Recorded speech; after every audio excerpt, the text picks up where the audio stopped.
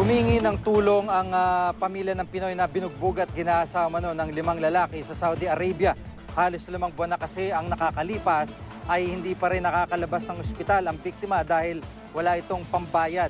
2 linggo siyang nag-agaw buhay sa ICU ng Saudi German Hospital matapos ma-comatose. Pero sa ngayon ay maayos na ang kanyang lagay.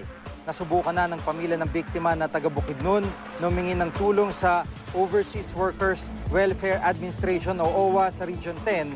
Nakalapit na rin sila kay Vice President Jojo Marbinay at sumulat na rin sila sa Philippine Embassy pero wala pa silang natatanggap na tulong. Sagot daw ng employer ng biktima ang kanyang ticket pauwi at handa rin siyang tulungan sa pagpoproseso ng exit visa. Pero hindi niya kayang bayaran ang bill sa ospital. Umabot na raw kasi ito ng 2.5 milyong piso.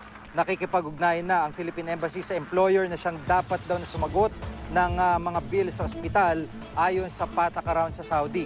Sakaling di raw ito magawa ng employer, ikukonsidera ng embahada na kumuha ng pondo mula sa kanilang emergency fund.